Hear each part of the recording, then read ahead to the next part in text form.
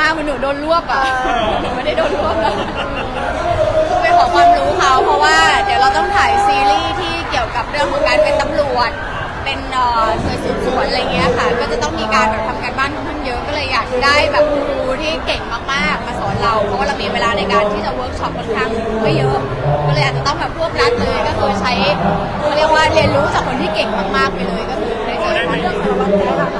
ทำไมถึงเลือกสารวัตรแจ๊สจริงๆทีมงานเป็นผู้เลือกค่ะก็จริงๆทีมงานเดินคนเกียรติศิลป์แล้วก็ทางทีวีทันเดอร์พี่นุ้ยอย่างเงี้ยค่ะเขาก็จะมีการลงมติกันว่าอยากจะให้เราได้ไปเรียนรู้กับใครอะไรเงี้ยได้พูดคุยแล้วมันเป็นไงบ้างว่าเอามาใช้ในการแสดงอะไรก็ดีนะวันนั้นถึงกันทั้งวันเลยค่ะเขาก็จะเปิดให้ดูว่าในหลักการทำงานของเขามีอะไรบ้างแล้วเขาก็ดีใจด้วยที่เหมือนเราได้นำหน่วยสืบสวนของเขาได้มาเผยแพร่เพราะปกติก็คือในเรื่องของการสืบสวนนะเขาจะไม่ค่อยได้แบบเผยแพร่หรือได้มีการบอกสักเท่าไหร่อะไรเงี้ยเพราะว่าเป็นการร่วมงานกันที่ถือว่าตอบโจทย์ได้ดีค่ะการเรียนรู้จากชีวิตจริงแล้วก็มาใช้ในงานแสดงนี้มาช่วยยังไงบ้างคะ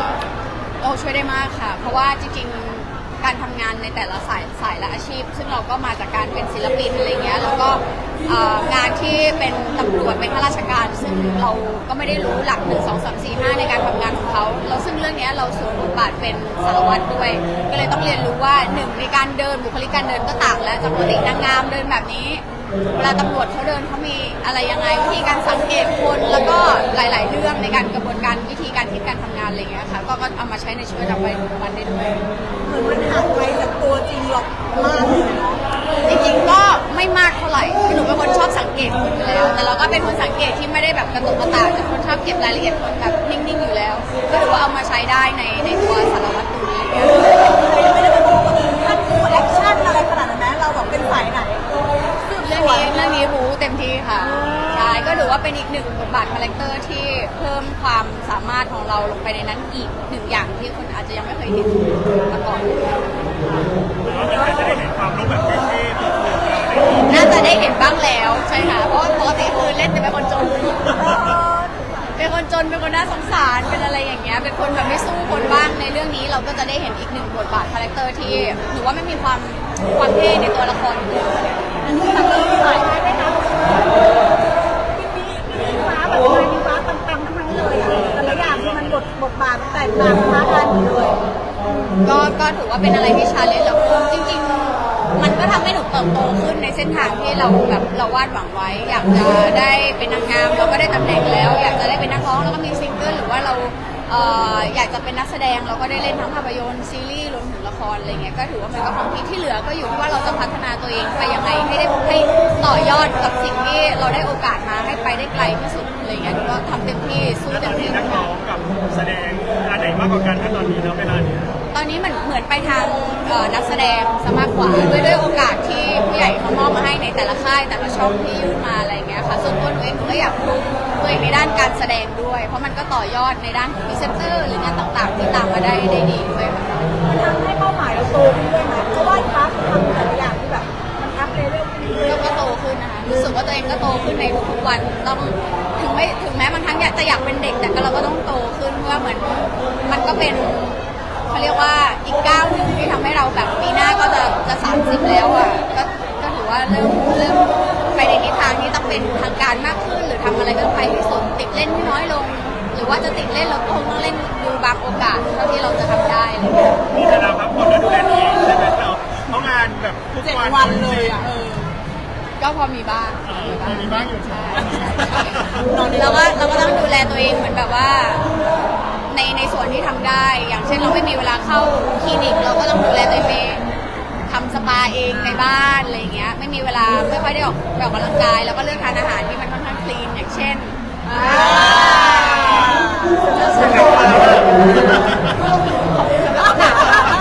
ตอนนี้สุขภาพโอเคใช่ไหมไม่มีปัญหาอะไรก็โอเคนะคะรู้สึกโอเคจะมีแค่เรื่องของความเหนื่อยง่ายนิดนึงอาจจะมาจากการที่เราพักผ่อนน้อยหรือบางทีก็จะมีแบบตื่นมาแล้วหน้าบวมหรืออะไรเงี้ยมีเอฟเฟกต์จากการที่พักผ่อนน้อยด้วยนิดนึงค่ะถามเรื่องดราม่าล่าสุดแล้วจะมาเห็นข้อมูลหน่อยค่ะว่าได้ตามข่าวบ้างไหมก็ได้ดูค่ะจริงๆได้ดูคือถ้าถามความคิดเห็นนะหนูก็รู้สึกว่าคือเราก็เข้าใจในมุมมองของบอสนะว่าความที่พอเราเป็นเจ้าขององ องค์กรน่ะในสิ่งที่ยูว่าเฟิร์นพูดต้องแยกอย่างนี้ก่อนว่าปกติแล้วเวลาที่หนูจะกดไลค์หรือหนูจะ congratulation ทางอีกบริบทหนึ่งเนี่ยเขาก็ไม่เคยว่าเรานะเพราะเขารู้สึกว่าก็ได้มีการโทรคุยกันเราก็บอกว่าเขาบอกพี่ไม่เคยว่านะจะกดไลค์จะ congratulation แต่ว่าในเมื่อเราพูดในเชิงการเปรียบเทียบมันเป็นสิ่งที่วันนี้เราอยู่กับองค์กรนะเราก็ไม่ควรที่จะทำซึ่งเราก็มองภาพไปที่น้องยูว่าเฟิร์นอะไรเงี้ยอาจจะด้วยความที่น้องยังเด็กหรือน้องคิดไม่ทันหรือพูดไปเพื่อจะแสดงความคิดเห็นอะไรก็ตามที่เป็นความคิดเห็นส่วนตัวของน้องเขาอ่ะมันถามว่ามันผิดไหมอ่ะมันไม่ได้ผิดแต่ว่ามันอาจจะไม่ได้เหมาะสมกับจุดที่น้องอยู่แค่นั้นเองซึ่งก็ต้องมีการตักเตือนกันว่าโอเคในเราอยู่ตรงเนี้ยเราก็ต้องรู้จักว่าต้องรู้จักเจ้านายเราว่าเขาชอบอะไรเขาไม่ชอบอะไรบางอย่างคิดได้แต่ไม่จำเป็นต้องพูดเสมอไปหรือว่าความเหมาะสมนิดนึงถ้าถามว่าหนูเป็นบอสหนูก็มีความน้อยใจนิดนึงในการพูดเปรียบเทียบมันอาจจะไม่ควรที่จะต้องออกสื่อหรืออะไรก็แล้วแต่ก็มันก็อยู่ที่ความเหมาะสมก็ให้น้องเก็บไว้เป็นบทเรียนณประเด็นตรงนี้มันมีทั้งคนที่เข้าใจแล้วก็คนที่ไม่เข้าใจอยู่ดีซึ่งอย่างบางคนบอกว่าแบบว่าบอสทำแรงเกินไปหรือแบบ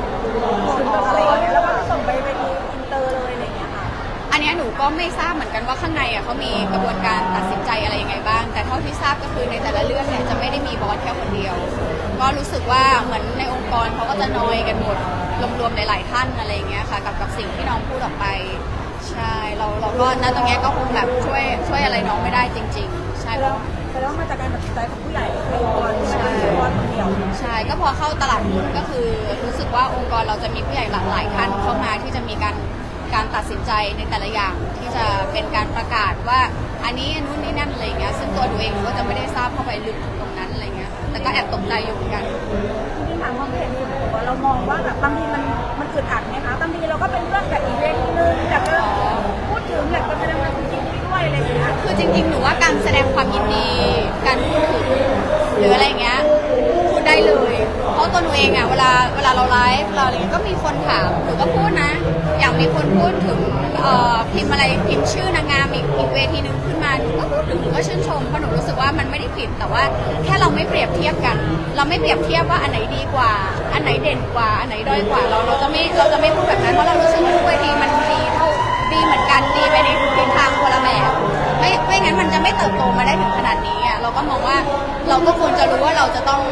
พูดอะไรหรือว่ามีเขาเรียกว่าใช่มันก็นิดนึงเพราะว่ามันเรื่องนี้มันเป็นเรื่องที่เซนซิทีฟเรารู้อยู่แล้วใช่โอกาสได้คุยกับ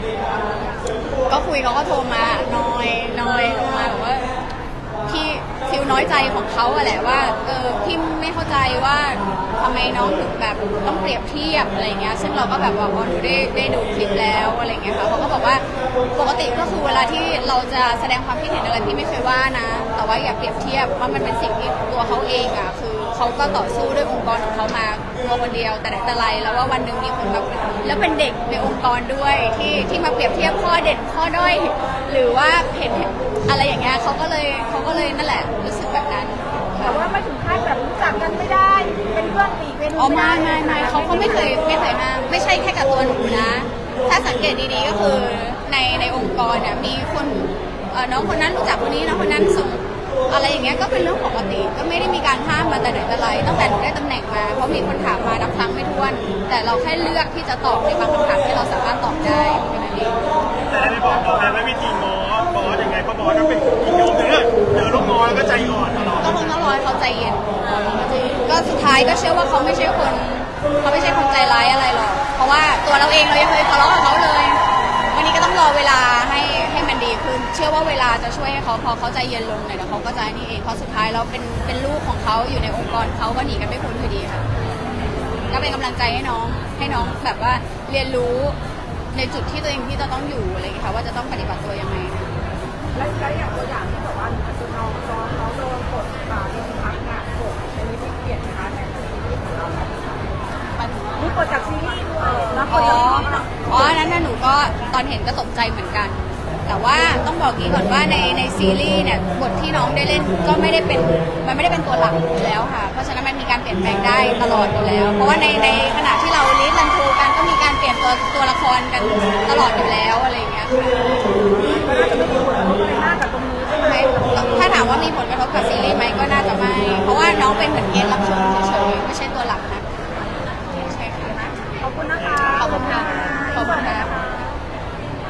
ค่ะ